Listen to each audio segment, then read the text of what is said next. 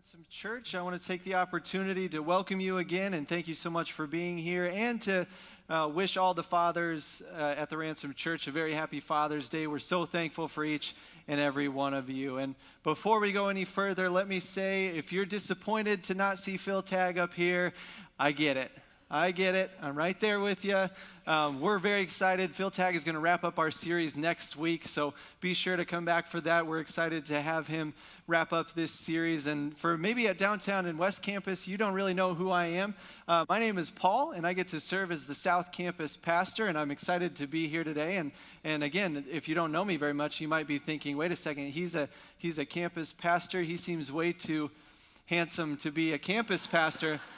And I would say I understand that as well, but it's been a ton of fun to be here at South Campus, and I'm excited to be able to dive back into our series, Waiting Room. Last week we had a break because of Awaken Sunday, and we got to hear from Pastor Josh Wiley, who's in our Awaken program, and he did an awesome job and really brought a powerful message about being God's masterpiece. And it was fun to celebrate Awaken Sunday as we focused on church multiplication. But we're actually going to be diving back into our series called Waiting Room. And in this series, we've already heard from Pastor Cody and Pastor Jake with some powerful thoughts and words on what it means to wait. And hopefully we've learned a little bit about what it means to wait well. So if you missed either of those messages, or last week you missed Pastor Josh with Awaken Sunday, I would really encourage you to jump on the website, jump on the app, check those messages out. They were all fantastic, and it will help us as we continue to seek towards this faithful attitude toward the times of waiting that we will all inevitably experience. But today, as we keep going, I want to turn a little bit of a corner, and I want to start by asking the question, have you ever been guilty of waiting too long?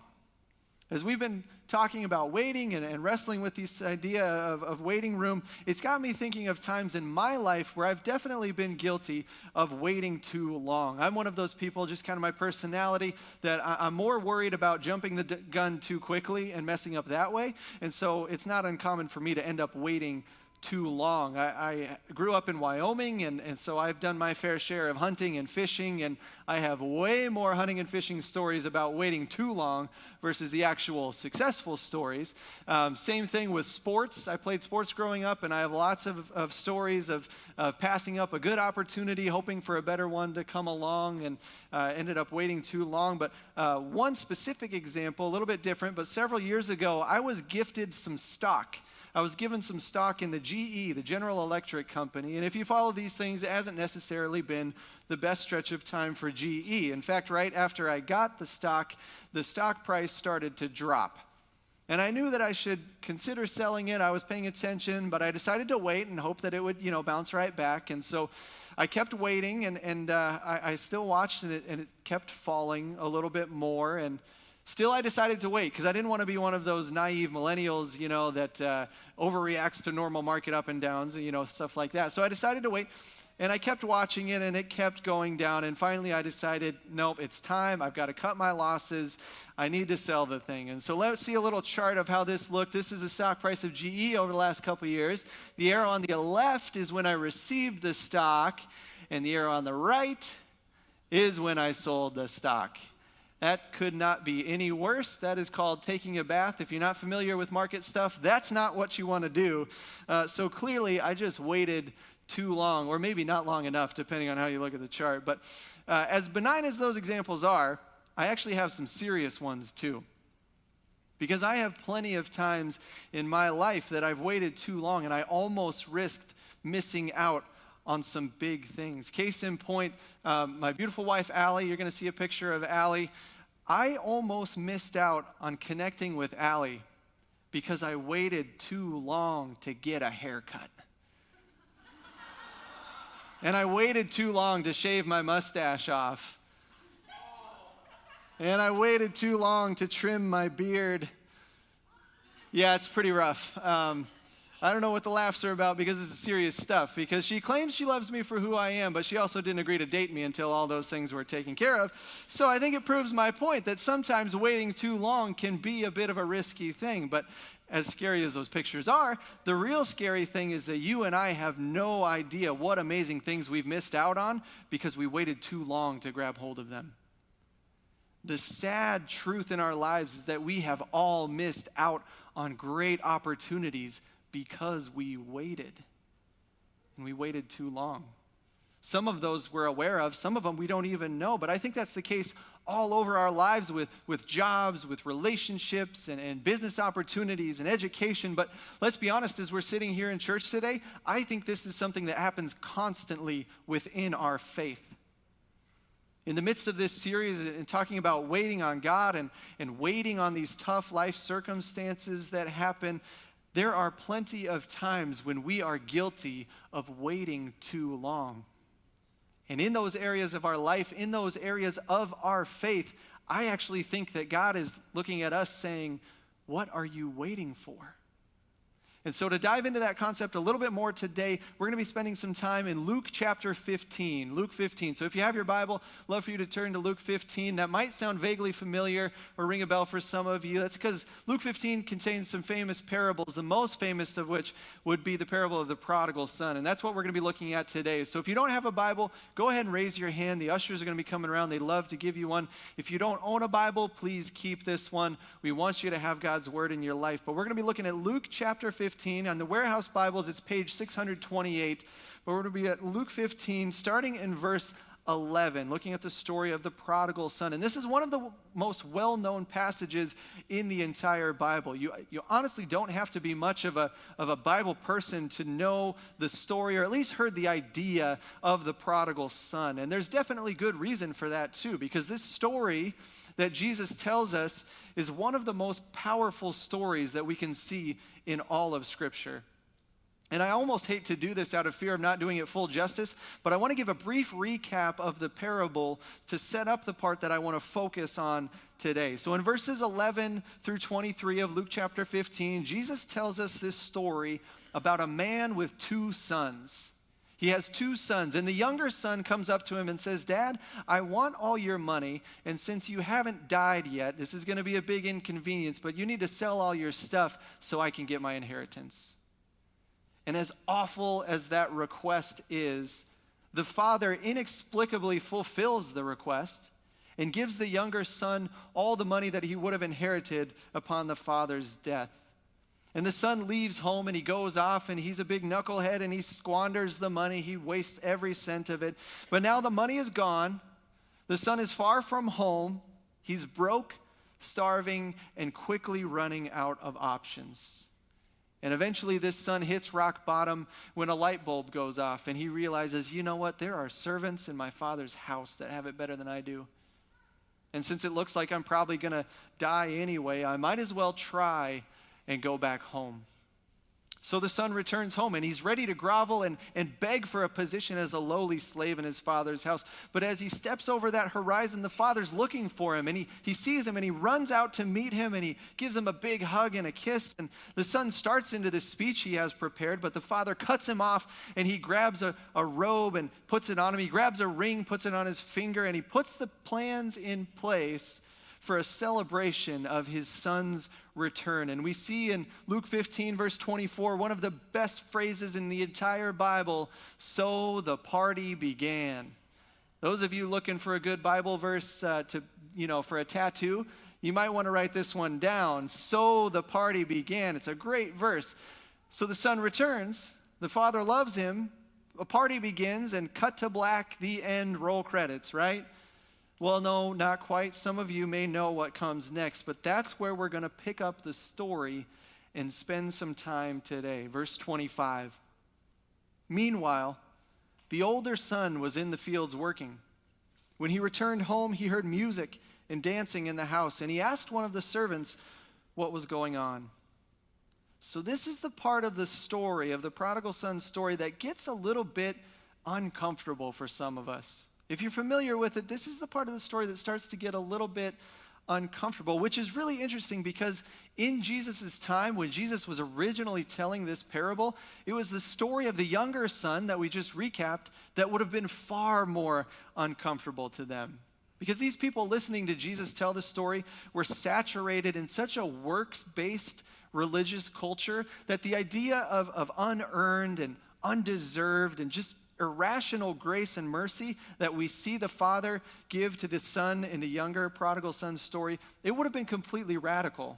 And it would have just been inconceivable. It would have been hard for them to compute. And they would have been so uncomfortable with the idea of this father showing grace and love to the younger prodigal son in the way that he did.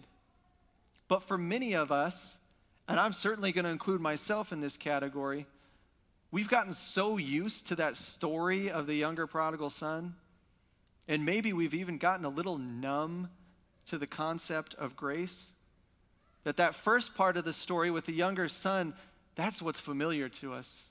That's what's comfortable.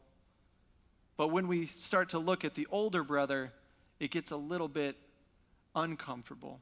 Because while we all have been, or maybe some of us still are, the younger prodigal son, when we put ourselves into this story, some of us have unknowingly slipped into the category of the older prodigal brother. And make no mistake, they are both prodigals. They are both lost. And this story of the older brother starts to point out some things for some of us that are a little too real. Let's keep going. Verse 27 says, "Your brother is back," he was told, "and your father has killed the fattened calf. We are celebrating because of his safe return." But the older brother was angry and wouldn't go in. His father came out and begged him, but he replied, "All these years I've slaved for you and never once refused to do a single thing you told me to. And in all that time, you never gave me even one young goat for a feast with my friends. Yet when this son of yours comes back after squandering your money on prostitutes, you celebrate by killing the fattened calf." Now we're going to stop for a minute here because as I was kind of diving in to try to really understand this story as much as possible, I noticed that this chunk of verses, these few verses right here, this little speech that the older son gives, I would call it a textbook temper tantrum. Now, he's not a little kid, but I think we can see all four necessary aspects to any worthwhile temper tantrum. I think parents, caregivers, teachers in the room, I think you're going to recognize all of these as classic temper tantrum strategies. Number one, he decides, "I'm not going to move," right? Verse 28, the older brother was angry and wouldn't go in. First things first, he decides he's not going anywhere. Is that a recognizable thing for any of you parents out there? That you maybe sit there with your arms crossed like this one, or maybe laying down screaming. I don't know. He might be trying my favorite, which is the classic, stiff as a board move. That always worked for me. But either way, he decided he is not going to go inside. You can't make me. Great strategy for any good temper tantrum. But number two, he makes sure to let his dad know that he is the meanest parent ever. Meanest parent ever. Verse 29, he says, "All these years I've slaved for you. Dad, you're so mean to me. You've treated me like a slave. Never mind the house and the food and the clothes and the toys and the opportunities and the share in the family business and all that stuff. Forget all that. You're the meanest parent ever." Which is also a good strategy for a good temper tantrum. But number three, he points out how perfect of a child he is. We see him say, "I have never once refused to do a single thing you told me." Now, today's Father's Day, so dads in the room, if your child came to you with this line, even if it's your favorite child, which we all know you have, dads, point to your favorite child if they're there with you today. If your favorite child came up to you saying, "I have never once refused to do a single thing you told me to," how loud are you going to laugh in the face of that child that's coming with that? That's a bit of a bold statement if you ask me. But number four, even though he's already established how perfect of a child he is, it's worth pointing out how much better he is than his brother and yet how favored his brother is, right? So notice the first part of the story, the part we recapped. If you go back and read that in your Bible, it says nothing at all about prostitutes. And yet, this older brother, in the midst of this temper tantrum, conveniently slips that little nugget in there. If you have siblings, you probably know what it's like to drop a little dirt on your siblings. But it's almost like you can hear him saying, "Dad, I wasn't going to say anything. I mean, believe me, it's not my place, but I just feel like you should know. There's rumors, this son of yours over here." So as far as temper tantrums go, I think he pretty much has all four of his bases covered, which is pretty impressive. But clearly this older brother is not in the best place emotionally. He's a little bit feisty right now, but I think that most of us would actually have a hard time blaming him. We might actually be using some of the same strategies. We might be having the same tantrum if it was us in his shoes, because in the midst of this admittedly over-the-top speech, he does point out that his younger brother is getting a party with a fattened calf while he had never been given a goat to feast with his friends. And a goat was way, way, way cheaper than a calf, so it seems like a completely legitimate complaint. It's like he's saying, Dad, you're taking my idiot kid brother out to Red Lobster, and you've never given me $10 to go to Wendy's. So he's feeling a little shortchanged. And let me ask you, have you ever felt a little shortchanged? Have you ever felt like the people around you are getting things that just seem a little bit unfair? And I don't mean that financially or physically. I actually mean that in a spiritual sense.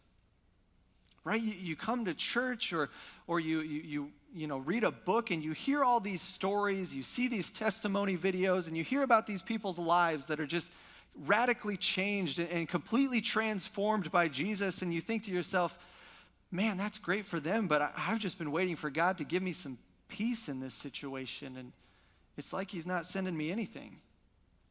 Or you hear about this miraculous provision in someone else's life, and you think, I'm just waiting for God to give me some self-control with this bad habit that I can't get rid of. And it's like he's not helping me out.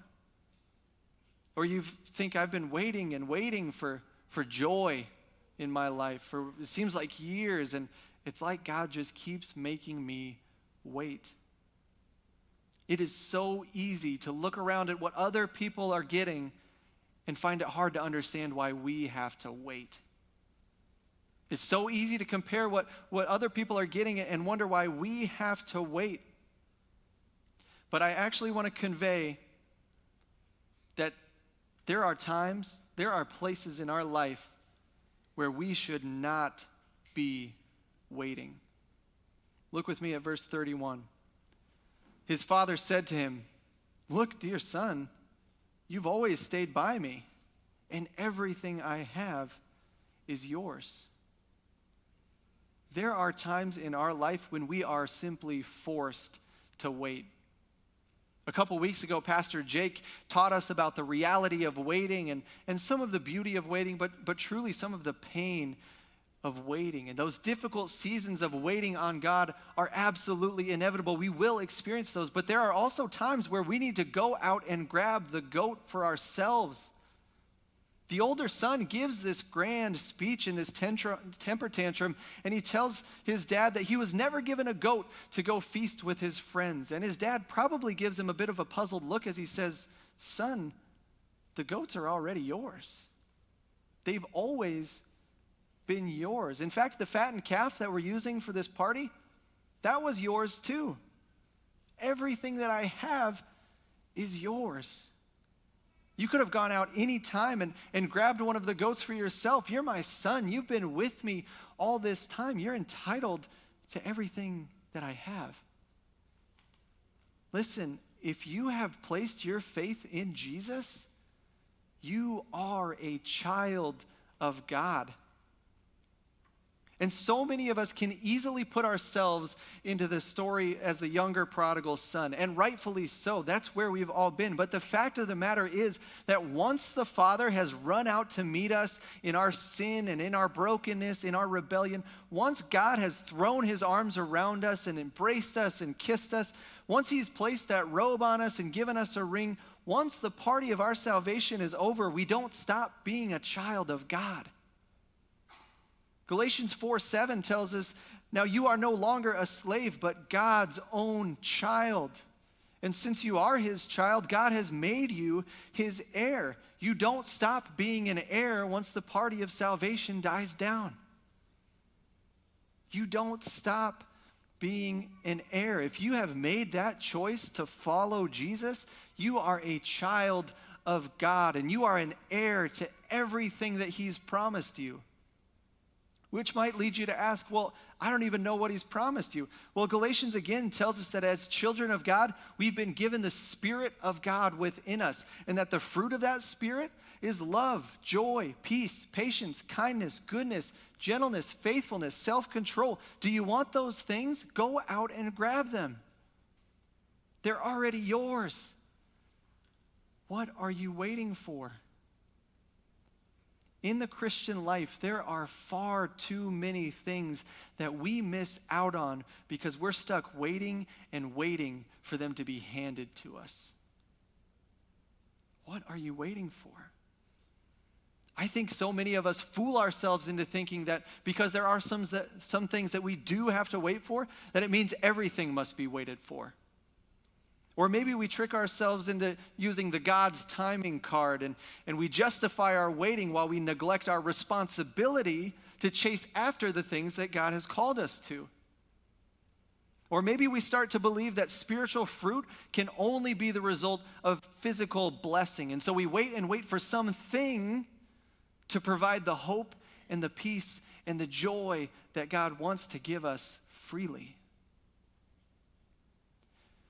I actually think my nephew Weston exemplifies this a little bit. He's a hilarious little kid, but he recently came up to me very, very excited to announce that God had answered his prayer. And he's 6 years old, so I'm pretty impressed that he's praying to begin with, even more impressed that God had answered his prayer. So I asked him to explain what he was talking about. So he said, well, I prayed to God for money. Now, let's be honest, we've all probably been there, right? He said, I prayed to God for money, and he answered my prayer. And I asked, well, how do you do that? He said, well, see, he made my tooth loose. Now, I think he's a genius, and he just hacked the system. He's got the tooth fairy working for him now. But I also know that Weston's parents would be happy to give him more money than the tooth fairy ever would for doing some simple chores around the house. Now, let's turn that on ourselves. In our spiritual life, how many of us wait for God to make our tooth loose instead of doing a simple chore around the house? How many of us wait to be handed something that we could earn by doing a simple job? How many of us miss out on the fulfillment and the kindness and the patience that can come through serving because we're waiting to be given the right time, or we're waiting for some special revelation of what our gifting is and where we should serve? How many of us miss out on the meaningful community and the joy and the peace that can come through community groups or accountability because we're waiting for the opportunity that fits our schedule or the opportunity that fits our expectations? How many of us miss out on the unbelievable fruit that can come from discipleship because we're waiting for someone else to ask us? Or we're waiting until we feel more comfortable. What are you waiting for? Go out and grab the goat. The Ransom Church is a place that is passionate about providing opportunities for just this sort of thing. My own personal story in ministry took a huge leap as an attender here at the Ransom Church. As I was attending here, God was revealing more and more of what He wanted from me, and so I found ways to go out and grab the goat. For me, it started through serving with our Ransom Teens program and then jumping into the Awaken residency and then a part-time position and so on and so forth. But I can say wholeheartedly from both sides of the equation that this church is begging you to step up and lead in some capacity, and it's ready to equip you on that journey. You have no idea what fruit can come when you go out and grab the goat. I think so many of us are sitting waiting on God when God is really waiting on you. What are you waiting for? If you've chosen to follow Jesus, you are a son, you are a daughter of the God of all creation, and everything He has is yours. So stop waiting. Stop standing outside the party waiting for God to give you permission or opportunities or resources that have been yours all along.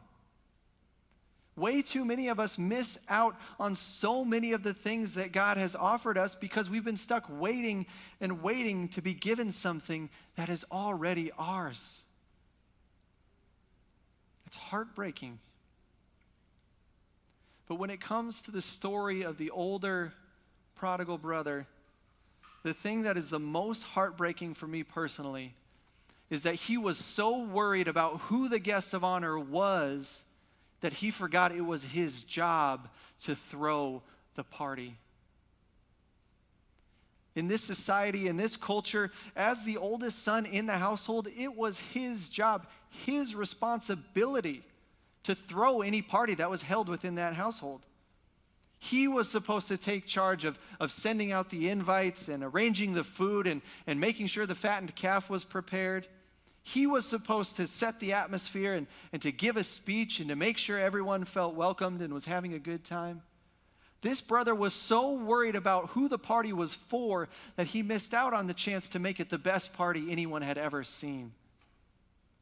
I mean, think about it this way. In that tantrum, the older brother is complaining about not getting a goat for a feast. But if he had been doing his job and throwing this party, he would have had plenty of fattened calf for himself.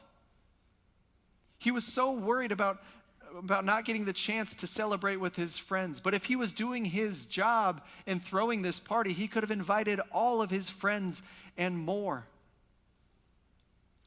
He was so worried about waiting and waiting for some party he felt he deserved that he completely missed the opportunity to be part of the biggest party the family had ever seen.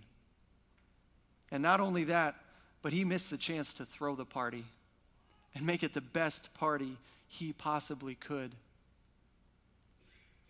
Listen, if the party of your own personal salvation seems like it's died down a little bit, that simply means it's your turn to turn around and throw the party for the next prodigal son, the next prodigal daughter that comes home. The party doesn't always have to be for you, but you can always be part of it. So before I turn it over to the campuses, I want to finish with this thought. The Christian life is hard. Life in general is hard, but when we choose to follow Jesus, there are hard things that get added to it. And as we've talked about throughout this series, waiting can be hard. There are times in this life where we have to wait, when we are forced to wait and forced to struggle, and there are things that are just not good in some of our lives. And frankly, there are plenty of times when it seems like there is nothing in our own lives worth celebrating. But hear this. Even in the midst of the toughest season of waiting, it doesn't mean you have to miss out on the party. Even in the midst of the toughest season of waiting on God, of waiting on life, you don't have to miss out on the party, because in this life, if we open our eyes and we look outside of ourselves and we understand that it is now our job to call people home and to throw them a welcome home party, there is always going to be reason to celebrate. And actually, celebrating isn't even really an option, because the Father reminds us in verse 32, we had to celebrate this happy day. We didn't have a choice. We had to celebrate this happy day, for your brother was dead and has come back to life. He was lost, but now he's found.